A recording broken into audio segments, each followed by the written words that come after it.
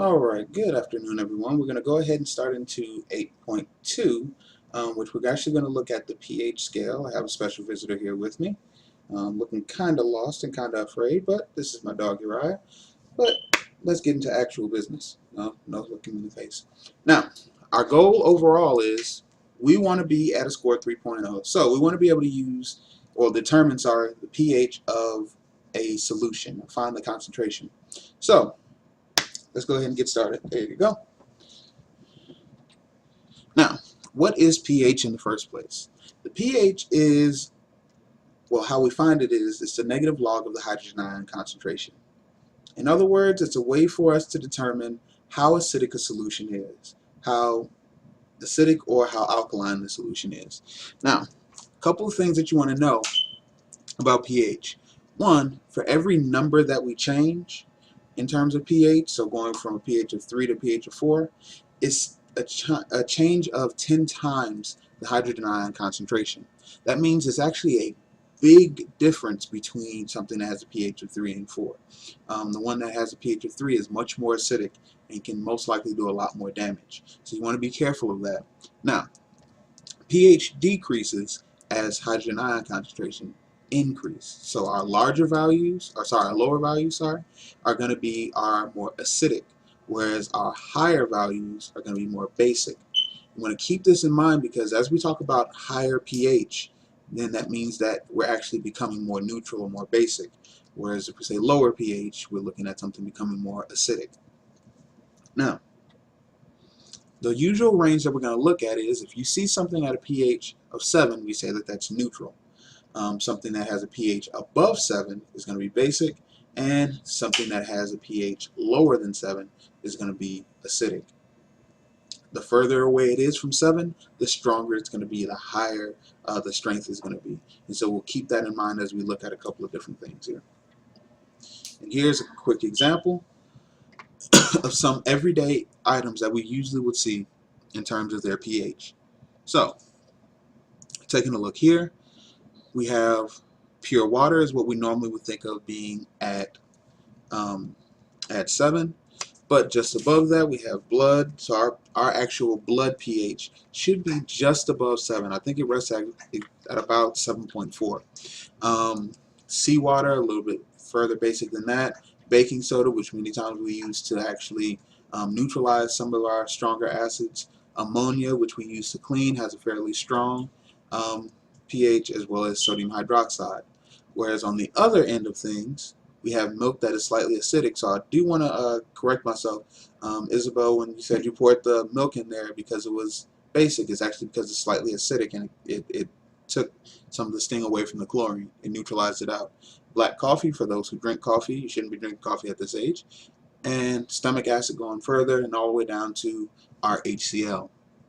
But the further again that we get away from 7, the stronger it's going to be and the more damage that it can also do. So we want to keep that in mind as we go through our practice.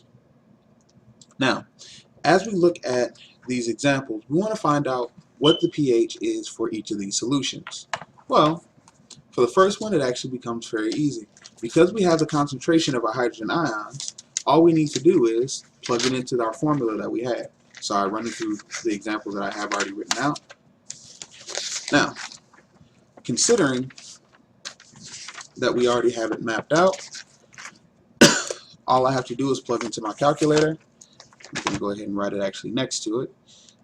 Negative log of, 1.0 times 10 to the negative 4. I'm going to plug that into my calculator, and I should actually come out with the correct value. So, I got my graphing calculator, negative log, hit the log button, 1.0, negative 4, and I hit enter, and I get a pH of 4. Now, with pH, I don't have to worry about any units in terms of this, so I'm going to keep that in mind as I go through and practice. Now, what about my other example? I have part B, and it gives me instead the hydroxide ion concentration. Well, I'm going to have to call into mind something that I've already learned, and that's going to be that the concentration of, since we know about water, and we know that Kw has to equal out to 1.0 times 10 to the negative 14, oops, that's negative 14, then we know that that's the product of our hydrogen ion concentration multiplied by our hydroxide ion concentration. I know my hydroxide ion concentration already, and I know the Kw for water. So I'm going to reformat that so it looks like this. 1.0 times 10 to negative 14 equals hydrogen ion concentration, which is what I need, multiplied by 0.040. Now, how would I go about solving this? Of course, dissolve both sides by 0.04. 0.04 allows those to cancel, and plugging that into my calculator, I actually get a value, of, I already plugged it in, that gives me a value of 2.5 times 10 to negative 13. Now, this would be my hydrogen ion concentration. Last but not least, plugging it back into that same formula, need the negative log of 2.5 times 10 to the negative 13. This gives me a final pH of 12.60, which is what you're going to see as we go through this slide. So first was our 4.0, as we found it here. Let me go ahead and clear the rest of the ink on the slide. And pH 12.60. Now, you notice that we had to go do a little bit of work to find the pH of our hydroxide ion concentration when we knew how much hydroxide was there. That's going to be very, very important that we understand that relationship and how it has to work together. How the OH and the hydrogen ion concentration work together to give us what we would assume is closer to our dissociation constant for water. Now, what about if I have a solution that has a pH of 5.85? How can I find the hydrogen ion concentration for the solution? Well, if I found the pH by taking the negative log, what I'm going to do is I'm going to do the anti-log. So, looking at my calculator, I'll plug it in here where I have log. I also see right above it, I see that 10 to the x. Sorry, unsure if you can see it. So I'm just going to do the opposite. So here we go. Since I'm doing the anti-log, it's going to be 10 raised to the negative 5.85. And once I plug that into my calculator, it'll give me, it'll give me my hydrogen ion concentration, which is 1.4 times 10 to the negative 6. This would be my hydrogen ion concentration. Okay? Now, again, it was just by doing the opposite of what we did to get pH in the first place. Based on this relationship, we're actually going to start to make a few more examples. What do I mean? We know that Kw equals hydrogen ion concentration times that of your hydroxide ion concentration. That's going to always equal out to be the same. That means the negative log of Kw is equal to the negative log of hydrogen ion concentration minus that of our hydroxide ion concentration. All of this comes together to help us to get the big picture of how we find, if we happen to have pH or POH, how we can find the other. If I can find my POH, then that means all I have to do is subtract that from my 14, and that will give me my actual value. And we're going to do some examples with this in class, so don't fret too much. Now, looking at this exact thing, we have a question that's now thrown in front of us. It says, calculate the POH for each of the solutions. Now, POH works just the opposite of pH. So pH, the bases were the higher values, and the acids were the lower values.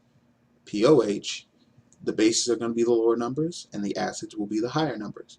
So let's go ahead and take a look at what we have. It says we have 1.0 times 10 to the negative 4. So let's jump into it. If this is my concentration that I have for hydrogen, and I know the relationship again, my pOH, is going to come out to be the same. What did I do? Well, I still took the negative log of 1.0 times 10 to the negative 4. When I did that, they gave me 4. Okay? Now, that's pH. Let me write that up front. That's pH.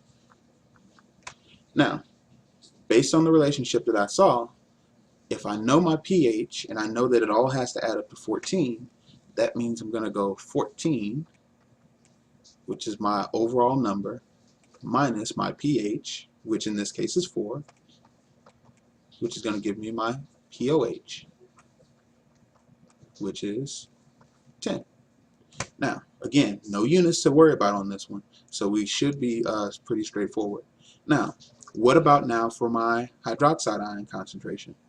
Well, I'm already given my hydroxides, so let's go ahead and just plug it in. Should come out with a value of 1.4.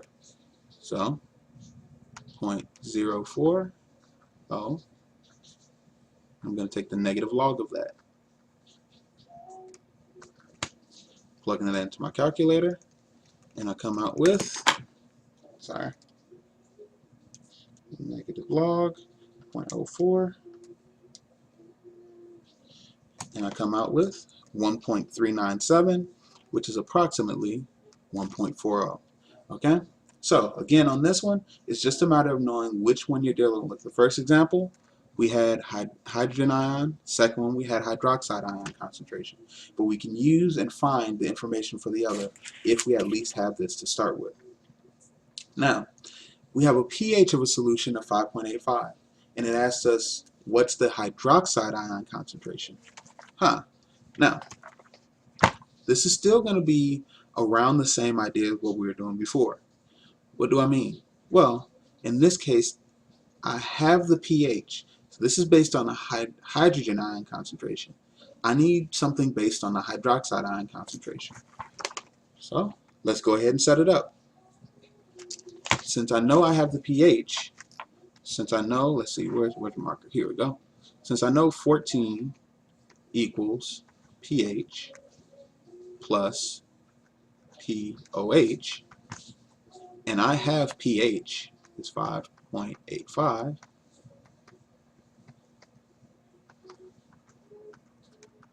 I'm going to start off by subtracting 5.85 from 14. When I do this, this should give me 8.15 equals my pOH. Now all that's left for me to do is anti-log, so 10 raised to the power of negative 8.15, and this will give me my hydroxide ion concentration, which I'm looking to be 7.1 times 10 to the negative 9. And that's what we're dealing with here. Okay? Now, rewind if you need to, just to go over it, but we're going to go through a few more examples to make sure you're understanding what's happening. Well, actually, that ends that first part of it. Now, in the next videos, we're actually going to take this a little bit further, and we're going to have to look at the overall reaction to see how we're going to proceed. I want you to take your time, review, recap, and summarize the information that you have so you can make sure it's as clear as possible. My hope is that we're able to move you a little bit closer to that level 3.0. Some of you maybe even to take it a little bit further. But from that, we're going to go ahead and call it an evening, and I will see you again with the next video. See you in class.